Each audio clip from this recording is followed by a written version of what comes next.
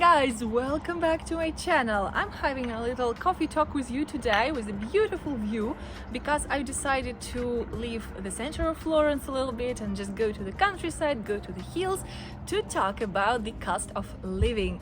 I've already teased this video on my Instagram and also here in the comments, so you may know that we're talking about this today. And in case you don't know, guys, just a reminder to follow me on Instagram so you always stay updated about what's happening in my life and the new videos that I'm planning. I've lived in Florence for 3 months now, so I think I have kind of an idea of what what the cost of living is like here.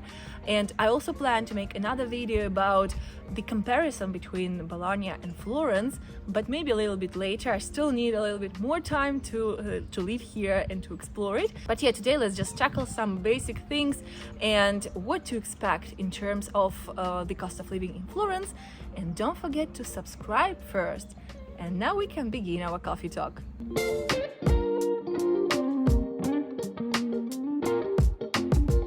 First thing I want to tackle today is rent. And rent, guys, is a tough topic here in Florence. In case you've missed my older video where I talked about my struggles of finding an apartment here, I will leave you a link up here so you can check it out after watching this one. And also, if you're wondering, I found my apartment finally, luckily, and I couldn't be happy about it. But rent is not cheap in Florence, really. Like, one thing that for sure you have to expect to spend quite a bit is rent. One bedroom apartment here may cost anything from around 800 euros to 1,500 euros and even higher based on the apartment itself. I mean, if it's in a historic palace, of course it's gonna cost you more. And also the city center apartments will cost you more than the ones that are located a bit further away. And while I was house hunting, I saw the apartments, the one bedrooms that cost from 800 to 900 euros and were located quite far away from the city center. But also I saw one apartment that cost only 800 euros, was located in the city center, but it was in a sub-entry, meaning the old contract was still valid and you were supposed to enter in place of someone else who was living earlier. And then I saw another apartment that was lovely and very centrally located and cost 1,300 euros. Before I move on to the rest of the cost of living talk, guys, I have a very big announcement to make. All these months, ever since moving to Florence, I've been exploring this city and working on my Florence travel guide, and I'm so excited that it's now ready and available for purchase online. The official launch date for my guide is set for next Monday, January the 20th, but you can already pre-order it with an exclusive early bird discount of 30%, so hurry up to get your discounted guide. I will leave you the link in the description box because it features more than 150 things to do in Florence, but also around the city, like museums, shops, hidden gems, secret spots, the coolest places, cafes, bakeries, and hotel recommendations, as well as fun activities in the countryside, like truffle hunting, for example. It has 4 different itineraries that I've created just for you, but the coolest thing is that you can even create your own itinerary using the digital map, which is downloadable, and all the things that I've shared with you. So guys, check it out in the description box, check it out. I'll be so happy to welcome you there and to share it with you finally. And if you pre-order it now, it will arrive to you next Monday. I'm so excited for you to see it and to explore Florence with me in this way, because just as my videos, my guide is also filled with curious facts, legends, stories, and it's like a walk together around the city. Coming back to our cost of living, guys, the utilities, I cannot really talk much about them because my first bills are yet to arrive, and I'm a little bit afraid and apprehensive of this whole thing because back in Bologna I had the water and heating included in my condominium fees, so I will have to get used to paying them here separately.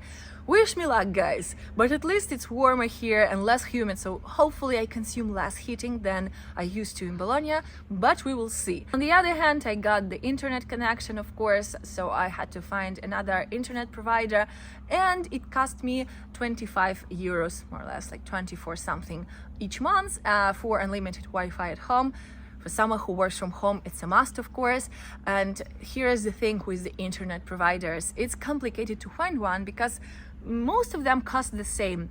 I went to every single provider available here because I wanted to find the best deal, and most of them had the prices from 23 euros per month to 27, like 30 maximum. But the thing is that when you activate the internet at home, you will have to pay the activation fee, which is around 100 euros, like as a one-time fee, and then the providers give you the modem. You cannot use your own modem, so you have to get one from them, and most of them will have you pay for it in 24 or 48 installments, meaning you'll be paying for it for 2 to 4 years.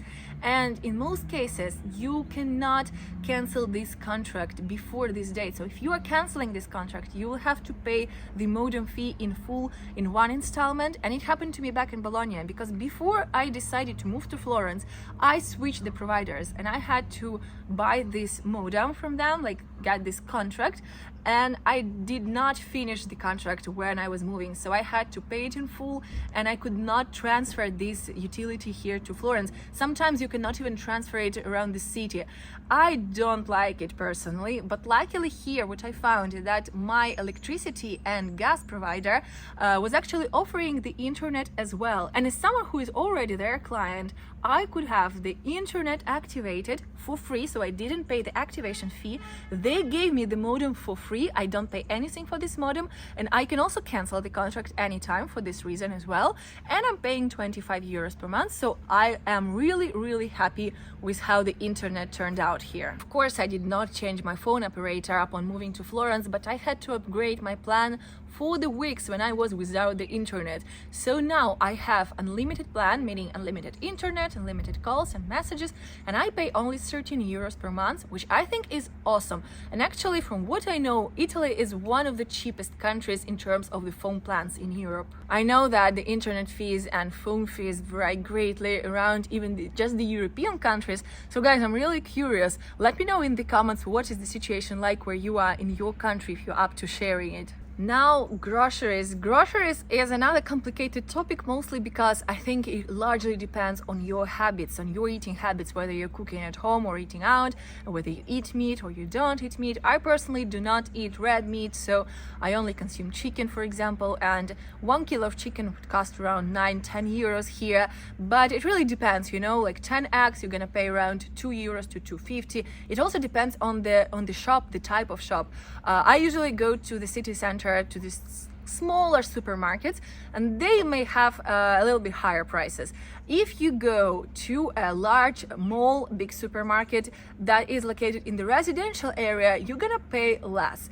In general, I would say that groceries cost a little bit less than in Bologna. I just tend to spend a little bit less here on groceries. I don't know why. I feel like some products are actually cheaper here, but it depends. Some products might be more expensive.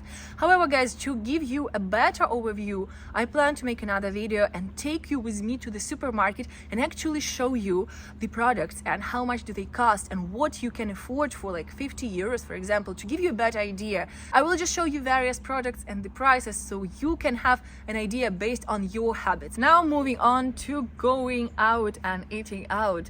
I have to say, I've been exploring this scene in Florence quite a lot in these past months, and so yeah, I think I have an idea of what to expect in terms of prices. If you're having dinner in a typical Italian osteria in the city center, but maybe not in the most touristy areas, I'm talking like Oltrarno or, you know, the other side of River Arno, then you can expect to pay around 25 euros per person for dinner, and it will include wine and like the first course, and then pasta, you know, maybe even a dessert, something like that. That's normally what I get for dinner. Then there may be places that will cost you more if it's a fancy place or if it's a very touristy place. I wouldn't recommend you those though. Then in terms of the aperitivo, I feel like it's more expensive than the one in Bologna. An aperitivo in Florence will cost you around 15 euro per person, and you will have one drink and the buffet included in it.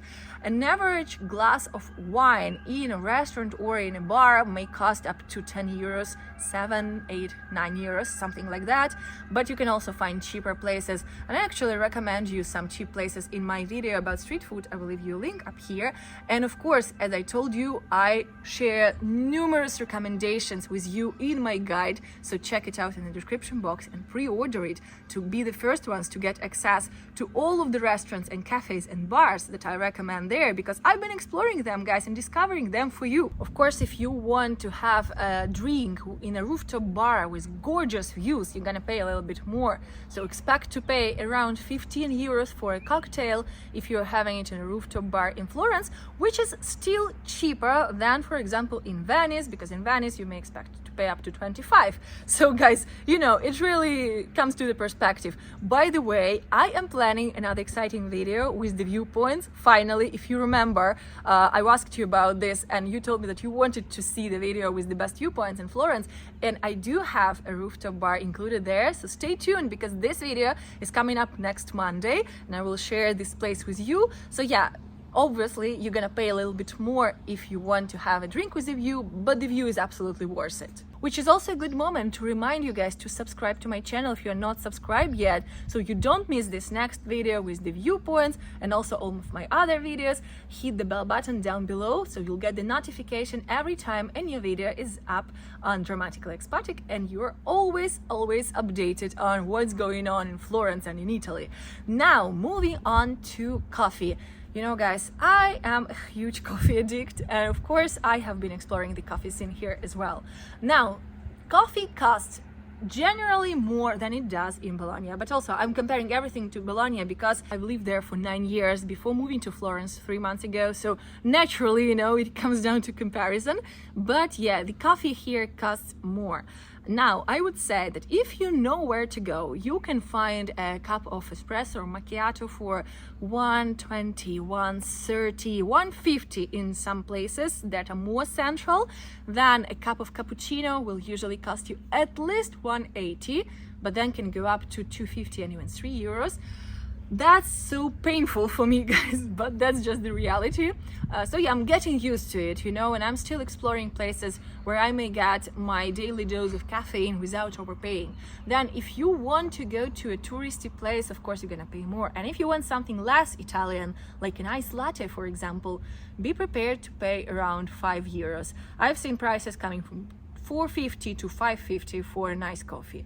Now, I know that these prices are actually quite normal in other countries. I travel often abroad as well, and I know that in France or in England you're gonna pay more or less the same for a cup of coffee, but in Italy this is not normal. Coffee in Italy does not cost much, and it's usually one of the cheapest things you can get here. So yeah, it's quite an adjustment for me to get used to these prices for coffee in Florence. Coffee is definitely more expensive, but it's also something to be expected because it's a touristy city.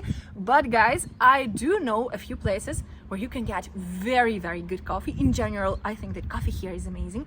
I mean, all Italian coffee is amazing, but coffee in Tuscany is very good, I would say. And I do share more places like this with you in my guide, and also the places where you can get coffee that will cost you a little bit cheaper than in these centrally located places, so check it out. Last but not least, let's talk about transportation.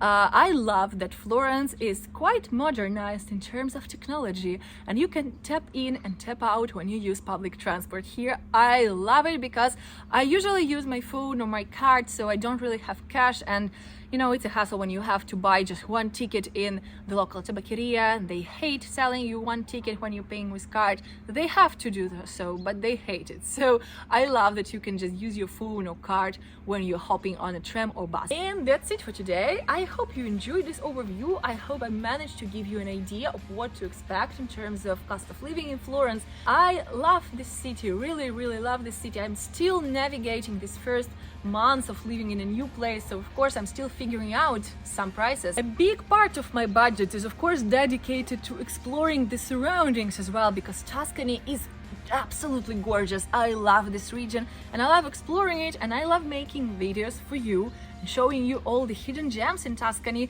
also all around Italy. But Tuscany has a special place in my heart.